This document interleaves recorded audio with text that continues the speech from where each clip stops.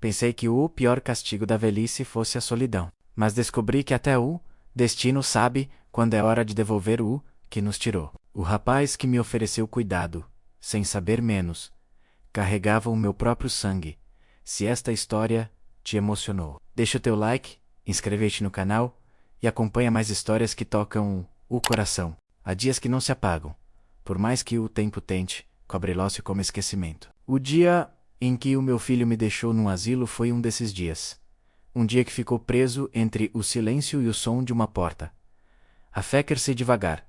Chamava-se Ricardo, o meu único filho. Durante anos, pensei que ele seria o meu orgulho, o meu espelho no futuro. Mas a vida tem um jeito cruel de mostrar que nem todo amor de pai é correspondido da forma que esperamos. Acordei naquela manhã com um barulho do carro a estacionar. Olhei pela janela. Era ele, de fato e gravata, o cabelo penteado com pressa e o telemóvel na mão. Havia meses que não o via menos, talvez mais. Quando entrou em casa, o cheiro do perfume caro misturou-se com o pó velho do meu corredor. Pai, precisamos conversar, disse.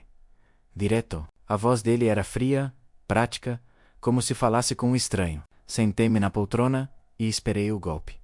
Ele olhou à volta, como se aquele lugar lhe fosse alheio. O senhor não pode continuar aqui sozinho. Já tropeçou 2 vezes. Esquece-se dos remédios. N. Ou dá mais. Tentei? Sorrir? Tenho as minhas pernas.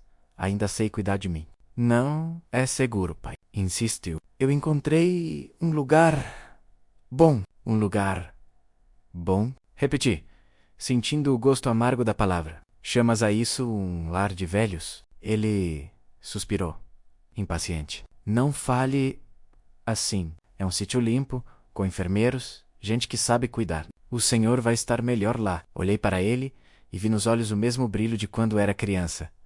Menos só que agora, misturado com pressa e culpa, Ricardo, disse, num tom baixo. Eu dei-te tudo o que pude. Eu sei, pai, e sou grato. Mas agora preciso cuidar da minha vida. Tenho trabalho, família, responsabilidades, família. Essa palavra ficou a ecoar na minha cabeça. Será que eu já não fazia parte dela? Horas depois, estávamos na estrada. O rádio ligado, ele fingindo cantarolar para disfarçar o desconforto. Do meu lado, o mundo passava pela janela, como se eu fosse apenas passageiro da própria vida. O vento frio batia no vidro, e eu pensava na mulher que perdi menos a tua mãe. Maria menos se ela visse isto.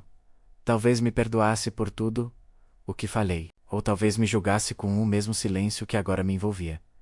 Chegamos ao lar no início da tarde. Um edifício grande, de paredes claras, rodeado por jardins bem cuidados. As pessoas ali sorriam, mas havia um vazio por trás de cada sorriso. O cheiro, a desinfetante misturado com sopa quente e enxume, o peito de nostalgia amarga. A funcionária da recepção, simpática, estendeu-me um formulário. Ricardo tratou de tudo, rápido, eficiente, como quem fecha um contrato. Eu apenas olhava. Quando terminou, virou-se para mim e disse: Pai, é para o seu bem. Vai ver que vai gostar. Gostar? Gostar de ser deixado? Gostar de ver o meu filho ir embora, enquanto fico para trás, como um móvel velho? Ele aproximou-se. Tentou abraçar-me, mas o meu corpo ficou imóvel. Não te preocupes comigo, Ricardo, disse, por fim. Já me habituei a ficar sozinho. Não fala assim, respondeu, nervoso. Eu venho visitar, prometo um sorri cansado. Promessas são leves quando quem fica é que as segura. Ele não respondeu. Virou as costas, apertou o passo e saiu. O som dos sapatos dele ecoou no corredor. Depois o barulho da porta. E finalmente, o silêncio. Fiquei ali, de pé, com a mala na mão, sem saber para onde ir. Uma enfermeira aproximou-se. Senhor Manuel, venha, vou mostrar-lhe o quarto. Seguia em silêncio. As paredes eram cobertas de quadros com paisagens felizes. Campos verdes, pássaros, flores, tudo o que não havia naquele lugar. O quarto era pequeno, com 2 camas. Na outra, um velho dormia, virado para a parede. Coloquei a mala no chão e sentei-me na beira da cama. Olhei para as mãos, menos as mesmas mãos que seguraram o meu filho quando ele nasceu. Agora estavam enrugadas, vazias. À noite, não consegui dormir. Do corredor vinham sons de passos, tosses, gemidos. Fechei os olhos e tentei lembrar o riso do Ricardo em criança, o cheiro da sopa que a Maria fazia, as tardes em que o levava ao jardim, e ele corria atrás das pombas. Como é que um amor tão puro podia acabar num corredor de asilo? Levantei-me e fui até a janela. Lá fora, o luar caía sobre o jardim, e as sombras das árvores pareciam estender os braços para mim. Foi então que ouvi uma voz atrás de mim. O senhor é novo aqui, não é? Birraime. Um rapaz jovem, de uniforme azul, segurava uma bandeja. Sou Lucas, cuidador da ala. Está tudo bem? Assenti, tudo. Só, ainda, habituar-me. Ele sorriu? Todos dizem isso no primeiro dia, mas depois, alguns percebem que aqui também há paz. Paz talvez fosse isso que me restava procurar, enquanto ele saía. Olhei para o corredor e percebi que havia algo naquele rapaz, menos um jeito de olhar, uma doçura que há muito não via em ninguém. Não sabia por quê, mas aquela presença leve trouxe-me um conforto inesperado. Voltei à cama e pensei, talvez o destino ainda tenha alguma coisa guardada para mim. Os primeiros dias no lar foram como o inverno, frios, longos e silenciosos. As horas pareciam estender-se no relógio, e eu via o tempo escorrer como areia entre os dedos. De manhã, o cheiro da sopa e dos medicamentos misturava-se com a resignação dos que, como eu, haviam sido deixados ali, não por escolha, mas por falta dela. A maioria das pessoas já não esperava visitas. Alguns nem lembravam mais de quem eram. Eu ainda lembrava, e talvez por isso doía mais. O único momento em que o dia parecia respirar era quando Lucas entrava pela porta. Era o mais jovem entre os cuidadores, 20 e poucos anos, sorriso fácil e olhar que transmitia respeito, não pena. Tinha um jeito de falar com a gente como se fôssemos pessoas inteiras, não restos do que fomos. Lembro-me bem do primeiro dia em que se sentou ao meu lado no jardim. Trazia uma manta no braço e uma caneca de chá quente. Está frio, senhor Manuel. Trouxe-lhe um chá de limão. Não gosto de limão. Menti, por puro hábito de contrariar. Ele riu. Então experimente. Talvez mude de ideia. Aceitei o copo. O vapor subiu devagar. E o cheiro trouxe uma lembrança distante. Maria costumava fazer o mesmo chá quando eu estava doente. Sorri, sem querer. Afinal, não é mal, viu? Respondeu ele. Às vezes o que a gente mais precisa é do que diz que não quer. Fiquei a olhar para ele, impressionado com a calma. Era raro ver alguém tão jovem a falar com tanta alma. Quantos anos tem, rapaz? Perguntei. 25. 25. E trabalha aqui há muito? Vai fazer 2 anos? Respondeu. Comecei porque... Bem, digamos que a vida me trouxe até aqui. Ele desviou o olhar quando disse isso. Havia um peso por trás das palavras. Algo que ele não quis explicar, e eu não quis forçar. O silêncio entre nós não era incômodo. Era um tipo de paz que há muito eu não sentia. Com o passar das semanas, Lucas tornou-se a única constante boa dos meus dias. Chegava sempre com um bom dia sincero e ajudava-me a caminhar no jardim. Lia jornais comigo e às vezes contava pequenas histórias da juventude. Falava da Amy e Ana com um brilho nos olhos. Dizia que era uma mulher forte, que o criara sozinha, sem nunca dizer quem era o pai. A cada vez que ouvia o nome Ana, algo em mim se movia. Era um nome comum. É verdade, mas havia nele uma familiaridade que me incomodava. Lembrei-me de uma moça assim, há muitos anos menos namorada do meu filho Ricardo. Tinham um menino pequeno, mas desapareceram. Disseram-me que ela tinha deixado o país. E depois, nada mais. O tempo passou, e aquela história perducei como tantas outras. Mas agora, sentado ao lado de Lucas, eu começava a sentir que o passado estava mais perto do que imaginava. Certa noite, depois do jantar, Lucas ficou para conversar. Estávamos na sala comum, só nós dois. Ele observava o fogo da lareira e disse: Sem me olhar, sabe, senhor Manuel, eu cresci sem conhecer o meu avô. É mesmo? Perguntei. A minha mãe dizia que ele tinha brigado com meu pai, e que depois nunca mais se falaram. E o seu pai? Ele suspirou. Nunca o conheci. Ela dizia que ele nos abandonou antes de eu nascer. Senti o coração bater mais devagar. As palavras dele ficaram a ecoar dentro de mim como um sussurro distante. Um pai ausente. Um avô perdido. Uma mãe chamada Ana. Não podia ser coincidência, mas também não podia ser verdade. Ou podia. Olhei para ele e o rosto jovem de Lucas, iluminado pelo fogo, trouxe-me uma imagem antiga, a do meu próprio filho, Ricardo, aos 20 anos. O mesmo jeito de franzir a testa, o mesmo olhar pensativo. A semelhança era assustadora. Tentei disfarçar a emoção. Deve ter sido difícil crescer sem o pai. Foi? Respondeu ele, calmo. Mas a minha mãe dizia que não valia a pena odiar quem foi embora. Que o perdão liberta. Sorri. Amargo. A tua mãe era sábia. Era, murmurou. E morreu cedo demais. As palavras dele foram um golpe. Morreu. Ele assentiu, os olhos marejados. ATR. Esse anos.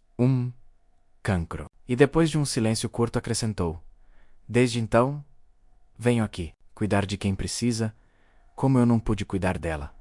Fiquei sem voz. Quis dizer algo, mas o nó na garganta não deixou. Olhei para o fogo e pensei em quantas voltas o destino dá antes de fechar um círculo nos dias seguintes. Comecei a observar mais. Os gestos, o modo como ele sorria, a maneira como me chamava de Senhor Manuel, tudo me parecia estranho e, ao mesmo tempo, familiar. Certa manhã, enquanto arrumava o quarto, encontrei uma pequena medalhinha caída no chão, com uma inscrição: para o meu filho Lucas.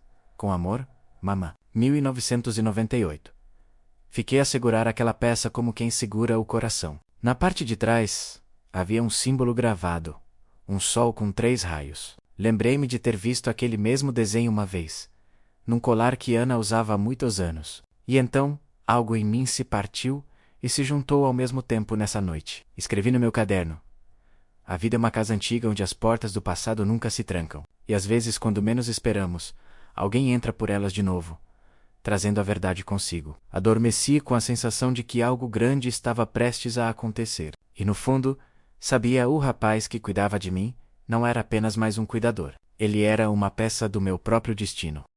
O tempo dentro de um asilo é diferente. Os dias parecem repetir-se, mas por alguma razão, cada um traz uma lembrança nova. Depois de conhecer melhor o Lucas, comecei a perceber que o passado ainda respirava menos disfarçado, em pequenos gestos, olhares, silêncios. Ele era diferente de todos os jovens que por ali passavam. Não se limitava a cumprir horários ou distribuir remédios. Gostava de ouvir histórias. Sentava-se comigo no jardim, todos os fins de tarde, e deixava-me falar sobre a vida, como se cada palavra minha ainda tivesse importância. E talvez fosse isso que me fazia confiar nele mais do que em qualquer outro. Mas havia algo mais, algo que eu não conseguia nomear. Cada vez que ele sorria, eu via o rosto do meu filho Ricardo, menos mais jovem, mais puro, antes da vida o tornar frio e distante. E às vezes, quando Lucas colocava a mão no meu ombro, o gesto era o mesmo que Ricardo fazia.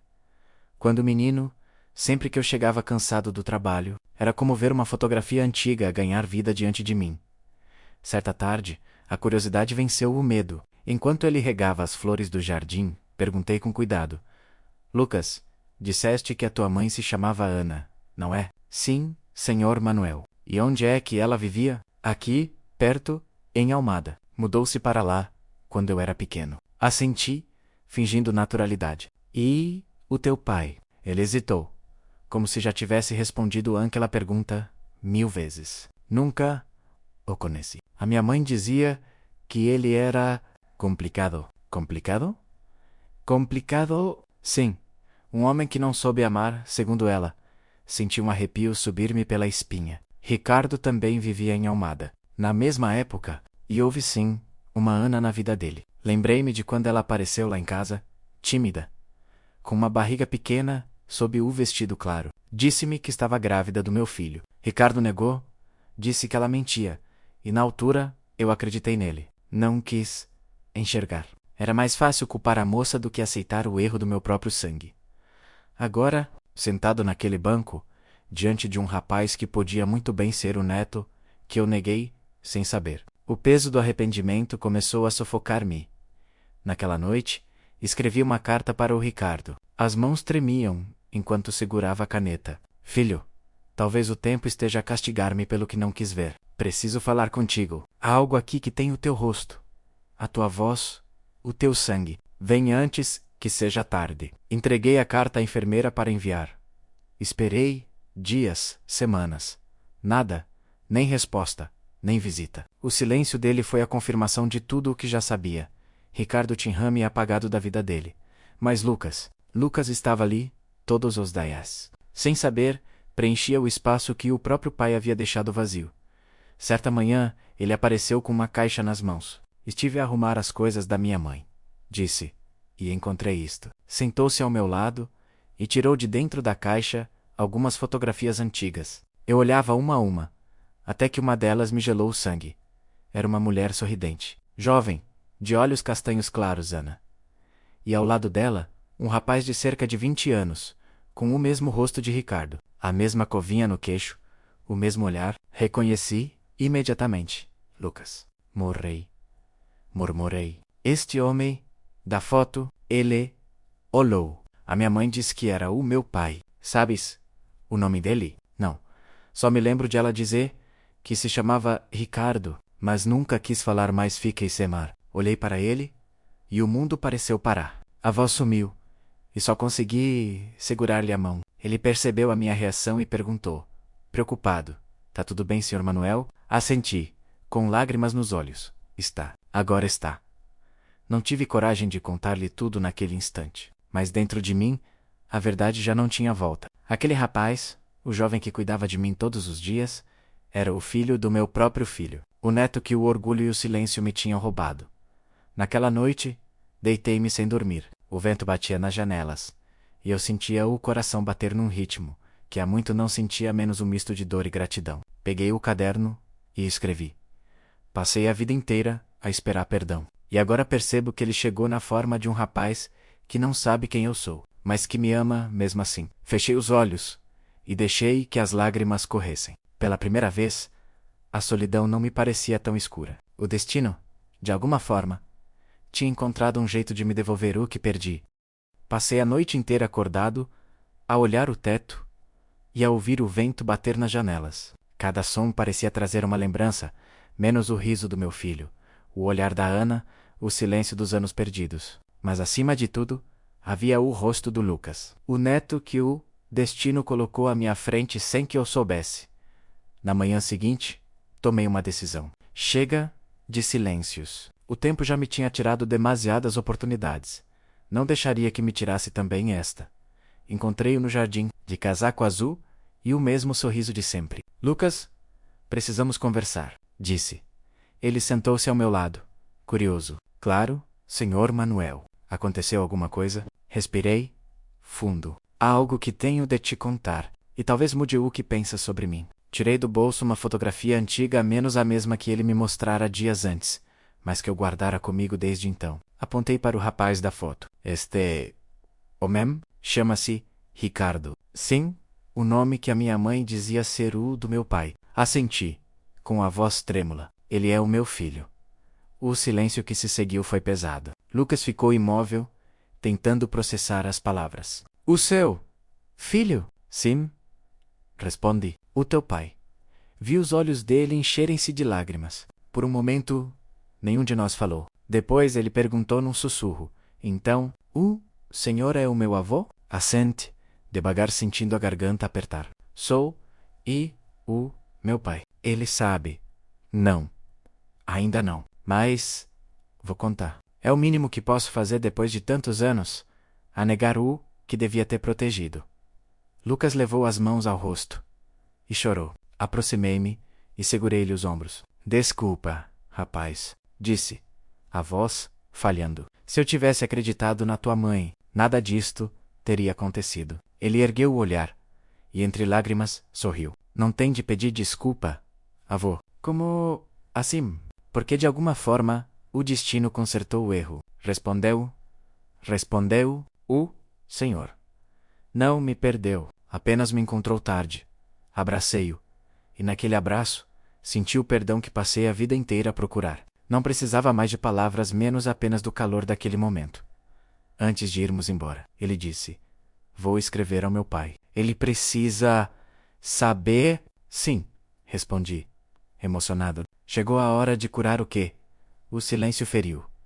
Quando ele se afastou, fiquei a olhar o céu. As nuvens moviam-se devagar, como se a própria vida respirasse em paz outra vez. E pela primeira vez, em muitos anos, o meu coração não pesava. O amor, enfim, tinha voltado para casa.